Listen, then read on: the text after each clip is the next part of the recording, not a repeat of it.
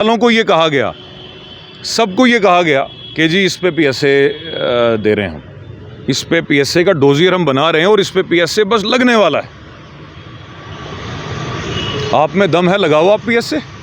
आप में अगर दम है, लगाओ आप पीएसए। और जो आपने ये सोचा है कि इसको अंदर डाल के हम इस तहरीक को दबा देंगे, ये आपकी बेवकूफ़ी है। एलजी मनोज सिन्हा को मैं आज वार्निंग देना चाहता हूँ कि अगर आप चाहते हैं कि ज़िला पुंछ में लोग सुकून से रहें और ख़ुदकुशियाँ ना करें, ऐसा प्रोटेस्ट ना करें कि जिसमें लोग ख़ुद को आग लगा दें, तो इस डीसी को उठाया जाए अभी।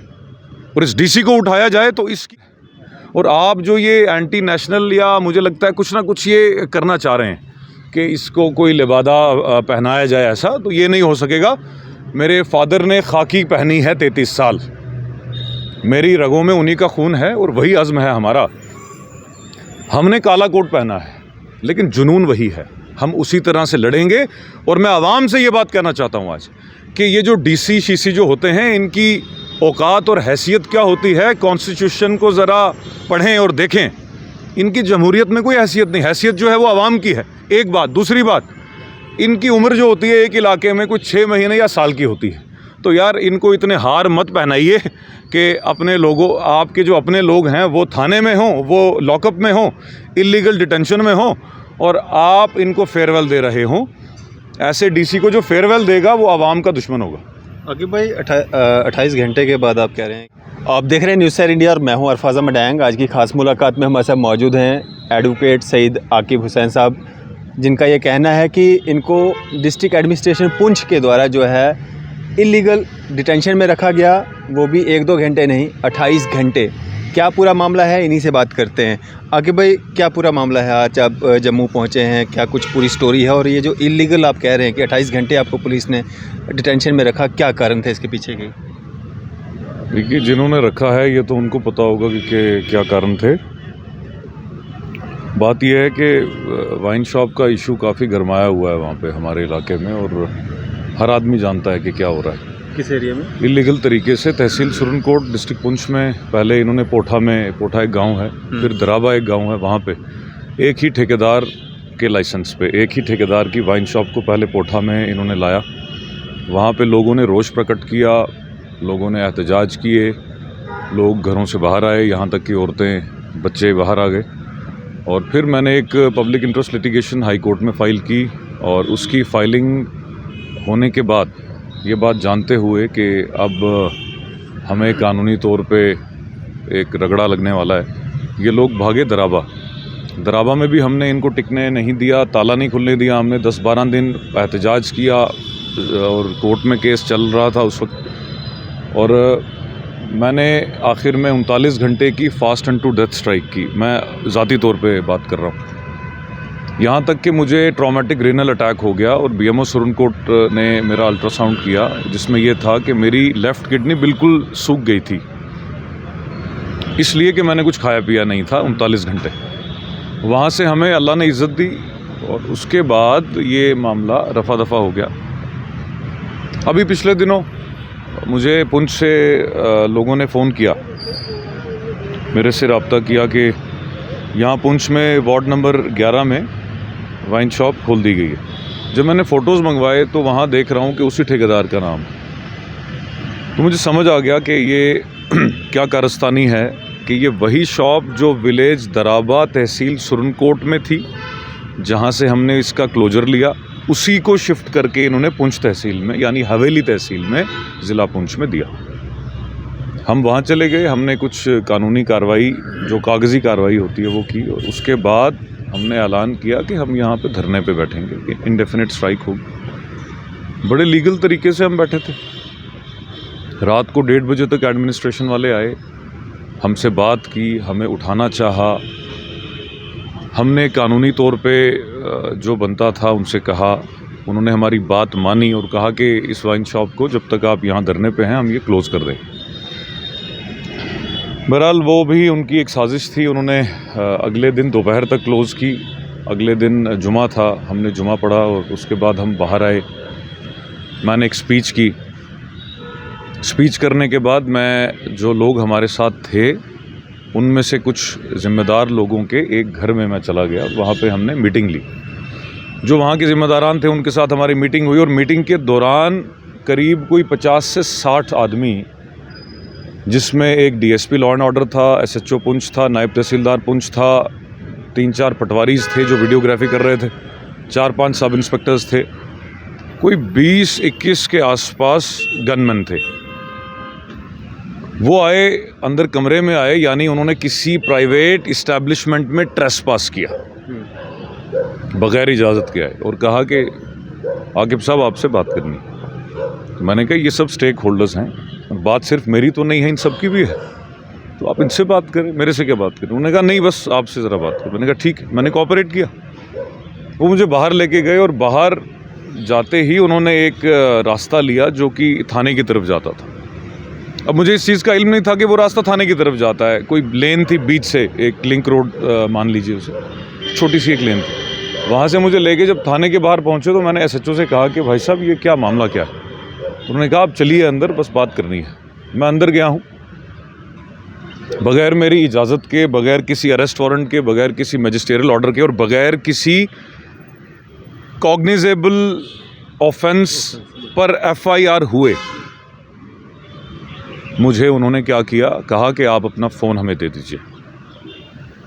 मैंने कहा मैं अपने किसी लॉयर साथी से बात करता हूं, अगर आप कुछ ऐसा कर रहे हैं तो ज़मानत के लिए। नहीं माना और फ़ोन मेरा ले लिया। तो मैं समझ गया कि क्या है। आधा पौना घंटा मुंशियात में मैं बैठा और उसके बाद मुझे लॉकअप डाल दिया गया। 28 घंटे एक वकील। अब बार एसोसिएशन जम्मू से मेरा कोई गिला नहीं है, ना कोई रिक्वेस्ट है, ना मुझे रिक्वेस्ट करने की आदत है। बार एसोसिएशंस जितनी भी पूरी दुनिया में हैं वो वकीलों के संगठन हैं और हमारे अपने हैं, लेकिन मैं नहीं चाहता कि मेरे लिए कोई ज़हमत करे। मैं अपने लिए ख़ुद काफ़ी हूँ, अल्लाह का बड़ा करम है। अफसोस का मकाम ये है कि मैं एक वकील हूँ, हमें जो लाइसेंस मिला है उसके अंतर्गत और उसके ज़ाब्ते में हम कॉन्स्टिट्यूशन ऑफ इंडिया को इन्वोक कर रहे होते हैं हमेशा।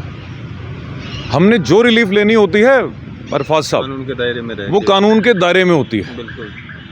हमने धक्का मुक्की करके, गोली बारूद का इस्तेमाल करके, गाली गलौज करके रिलीफ लेनी नहीं होती है। तो जो होता है कानून के ज़ाब्ते में होता है। हमने PIL फाइल करके कोर्ट से रिलीफ ली, वो हमारा हक था, कोर्ट ने हमें दिया, हमारा हक था, कोर्ट का कोई एहसान नहीं था हम पे, हमारा हक था वो। उसके बाद हम धरने पे बैठे, वो एक कॉन्स्टिट्यूशनल गारंटी है, right to assemble peacefully without arms, fundamental right है, कॉन्स्टिट्यूशनल गारंटी है, दैट वे लीगल राइट भी है। वो एक प्राइवेट इस्टेब्लिशमेंट में, और शाम को जब पुलिस आती है, तहसीलदार, नायब तहसीलदार सारे आते हैं और बड़ा शक्ति प्रदर्शन वहाँ पे होता है। कोई 300-400 बंदा CRPF का होता है, एंटी राइटिंग किट जो होती है उसके साथ, और हेलमेट्स और डंडे और ये सब। उनकी एक ना चली और हमने कहा कि अगर आपको कुछ शक है कि जहाँ पर हम बैठे हैं यहाँ पर कुछ if you have some apprehensions, तो हम अपना धरने की प्लेस को हम चेंज कर देते, और हमने उसी वक्त चेंज भी कर दी। यानी हम ऐसे लोग हैं कि जो एडमिनिस्ट्रेशन के साथ कोऑपरेट करते हुए कर रहे हैं जो भी कर रहे हैं। मेरे फादर एक रिटायर्ड सीनियर पुलिस ऑफिसर हैं, एक डेकोरेटेड ऑफिसर, बड़े मेडल्स उनके नाम रहे, बड़ी इन्वेस्टिगेशंस आप भी जानते हैं और पूरा जम्मू कश्मीर जानता है। मेरे वालिद साहब को जो जहमत दी है DC पुंछ ने, एडिशनल SP ख़ास तौर पे मुशीम चौधरी ने, DSP हेडक्वार्टर्स ने, SHO ने, और कंसर्न मजिस्ट्रेट्स या तहसीलदार्स जो भी हायरार्की में आते हैं, जो जहमत दी ना कि सुरनकोट से वो चल के रात के अमल में थाने आए, इस पर मैं, लाइसेंस मेरा कैंसिल हो जाएगा, जान मेरी चली जाएगी, लेकिन मैं माफ़ नहीं करने वाला हूँ। मैं ये कहना चाहता हूँ आज। और मेरी जो हद की इज़्ज़त हुई, हर कोई फ़ोन कर रहा है, जनाब आकिब साहब ये क्या सुनने को मिल रहा है, ये क्या है, और PSA का डोजियर आकिब के ख़िलाफ़ तैयार है, और ये बात PSA की तरफ जा रही है। ये बात उन 28 घंटों में ये बात रोनमा रही हर जगह, ख़ास तौर पे मेरे घर पे। मेरी बीवी है, मेरे बच्चे हैं, मेरी माँ है, मेरे वालिद हैं, मेरी बहन है, मेरा भाई है, मेरा खानवादा है। हम इज़्ज़तदार लोग हैं, शरीफ लोग, मिडिल क्लास से आते हैं। अरफाज साहब, हमारे पास इज़्ज़त के अलावा कुछ है? इज्जत के अलावा हम जैसों के पास क्या है? ना तो हम लिकर माफिया हैं, ना माइनिंग माफिया हैं, ना भाजपा के स्पोक्स पर्सन हैं, ना भाजपा के नेता हैं। मेरे से ख़तरा क्या है इनको? लेकिन बात ये चली एडमिनिस्ट्रेशन में, जिसके हज़ारों गवाह हैं कि यार एक आदमी तुमसे बाज नहीं आ रहा है। एक आदमी नहीं, बेसिकली कानून तुमसे बाज नहीं आ रहा था। तुम कानूनी तौर पे थे नहीं वहाँ पे, तो हाई कोर्ट ने तुम्हें मार दी, लोगों ने तुम्हें मारा कानूनी तौर पे। तो एक आदमी को धरने के लिए, फंसाने के लिए इतना बड़ा षड्यंत्र, इतनी बड़ी कॉन्स्पिरेसी कि डीसी से लेकर नायब तहसीलदार तक बगैर किसी अरेस्ट वारंट के, बगैर किसी मैजिस्टेरियल ऑर्डर के और बगैर किसी ऐसी कंप्लेंट के कि जिसकी कॉग्निजेंस में, कॉग्निजेबल सेक्शन में एफआईआर हुआ, मुझे 28 घंटे क्यों रखा अंदर? सवाल ये सवाल, और मुझे पता है कि वहाँ तक बात जा सकती है और रिटर्न में भी जाएगी। मैं चीफ जस्टिस ऑफ इंडिया से ये सवाल करना चाहता हूँ आज, और ये गुहार लगाना चाहता हूँ कि एक लाइसेंस्ड एडवोकेट को 28 घंटे पुलिस ने इलीगल डिटेंशन में रखा। लॉकअप के अंदर था मैं, और मैं लॉकअप के अंदर भी, चूंकि मैं इलीगली डिटेन हुआ था, तो मैं लॉकअप के अंदर भी फास्ट अनटू डेथ पे था। इसके गवाह थाने वाले हैं, मेरे घर वाले हैं और सब है। उन 28 घंटों में आपने कुछ भी खाया पिया नहीं? मैंने कुछ नहीं खाया, मैंने कुछ नहीं पिया, सब मुझ पे हराम था। और मैं नारेबाजी सेल के अंदर से ही कर रहा था। एक्साइज कमिश्नर मुर्दाबाद, बीजेपी हाय हाय, डीसी पुंछ हाय हाय। चूंकि मैं ऑफिशियली धरने पे ही था, और अफसोस का मकाम यह है कि अगर इनकी हिम्मत और जुर्रत होती तो ये धरने से उठाते आकिब को। इनमें दम नहीं था कि ये धरने से मुझे लिफ्ट करते, और हजारों लोग मेरे साथ थे, वहां से लिफ्ट करने का दम नहीं था, तो मुझे ड्राइंग रूम से लिया गया अंदर। आपने पूछा नहीं उनसे कि मेरा ऑफेंस क्या है, क्यों मेरे को यहाँ पे लाया गया है, क्यों मेरे को यहाँ पे रखा गया है? ऐसा है ना, ये हमारा रोज का काम है। दिन में 10 बेल्स करवाते हैं हम, दिन में 10 कंप्लेंट्स फ्रेश फाइल होती हैं, ये हमारा रोज का काम है। मुझे पता था कि ये क्या हो रहा है। वो जो सुभाष चंद्र है, जो इसमें जो ठेकेदार है, जो बिल्डर है उस वाइन शॉप का, जो ओनर है, प्रिसाइजली वो आदमी जो है भाजपा का आदमी है। आज की डेट में आप क्या कोई पीडीपी का या कांग्रेस का आदमी होगा जिसका ठेका होगा? ये तो रेस इप्सा लोक्विटर, जो हमारे यहाँ कहा जाता है ना कि the thing speaks for itself. एक आदमी जिसको इतना ज़्यादा एडजस्ट किया जा रहा है, इतना मैनेज किया जा रहा है उस आदमी को। बट डीसी एक आईएएस ऑफिसर है, तू अपनी नौकरी संभाल, तू अपने आप को सेव कर। तू क्या कर रहा है? एक आदमी को बचाने के चक्कर में तूने हज़ारों लाखों लोगों की बदुआएं ले ली हैं, और एक वो आदमी, एक वकील के जिसने लाखों लोगों की दुआएं ली, उसको अंदर डाल के डीसी ने दुआएं ली या बदुआएं ली? आप बताइए ज़रा। अगर डीसी या एसपी पुंछ ये समझते हैं, या ये गलत फहमी है उनको कि ये पीएसए के नाम पे और एफआईआर के नाम पे लोग डर जाएंगे, जहाँ तक मेरा दायरा, मैं तो लोगों को डरने नहीं दूंगा।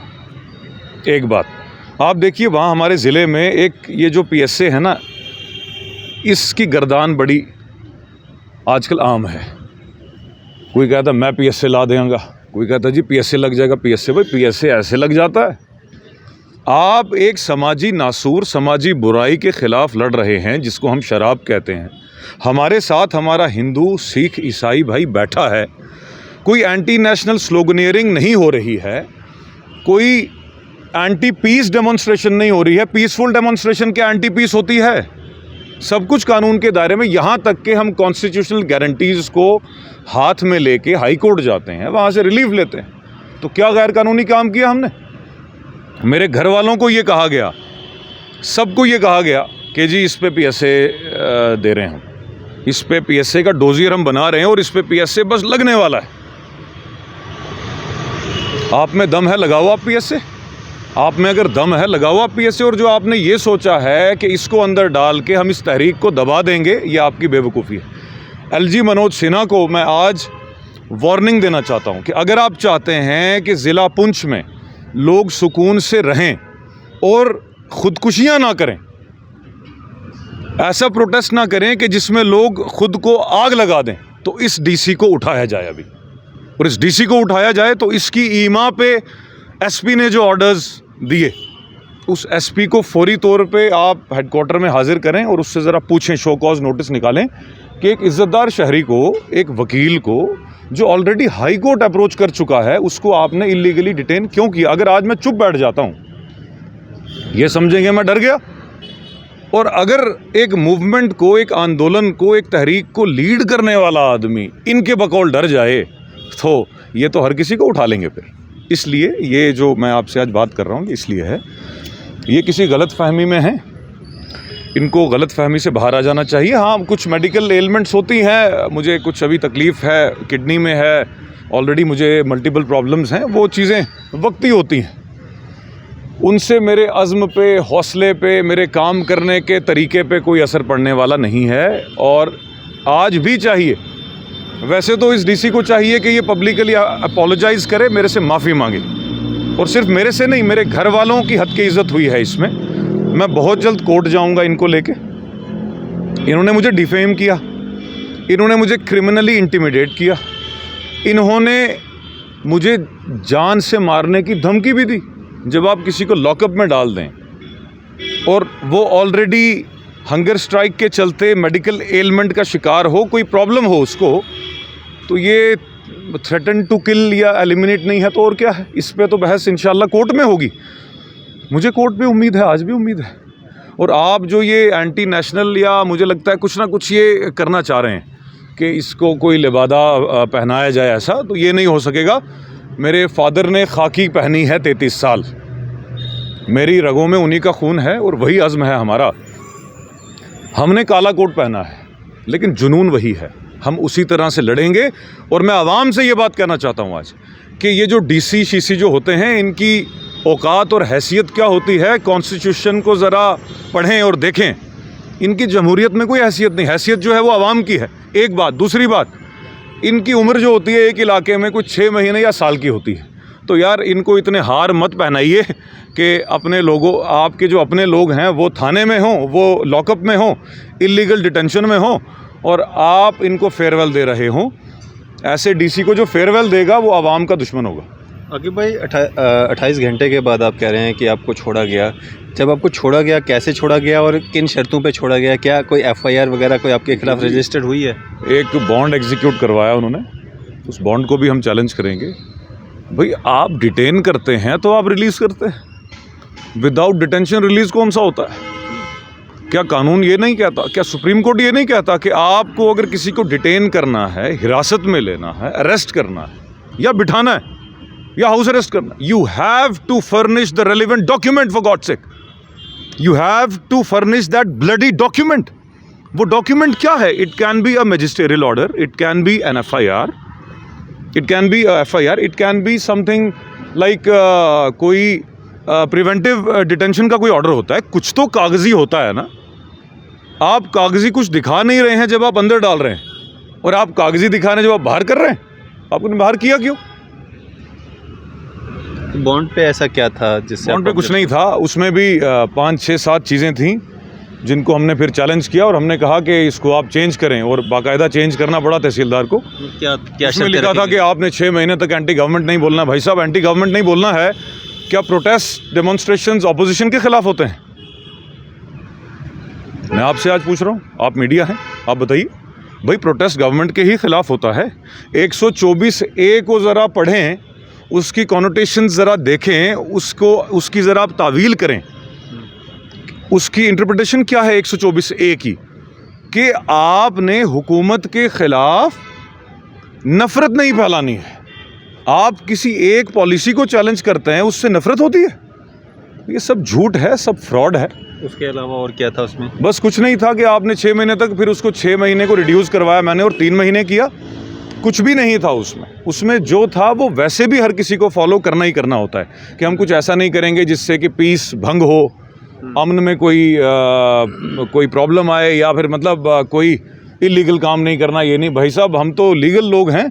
कुछ तो किया होगा ना आपने, जो इतना आप पे मतलब। हाँ, मैं बता रहा हूँ मैंने क्या किया। मैंने इनकी रातों की नींद हराम कर दी भाई साहब, सबकी रातों की नींद हराम थी। चीफ सेक्रेटरी ने डीसी को लताड़ दिया एकदम से कि भाई तेरे से पहले 20 थे यहाँ पे, डीसी लगने के लिए। जोरी या पुंछ में तो नहीं हो रहे थे, ये हर जगह पे हो रहे थे। हर कहीं जगह पे होने ऐसा चाहिए, हर जगह होने कहीं पे चाहिए। ऐसा देखने को नहीं मिला जैसा आप बोल रहे हैं। हाँ, ये अब देखिए इसलिए कि इनको थ्रेट है, ये फील कर रहे हैं, they are apprehensive and they are apprehending something कि इस आदमी से हमें थ्रेट है, ये कानून के दायरे से बाहर जा नहीं रहा है, ये माफ़ हमें कर नहीं रहा है, ठीक है।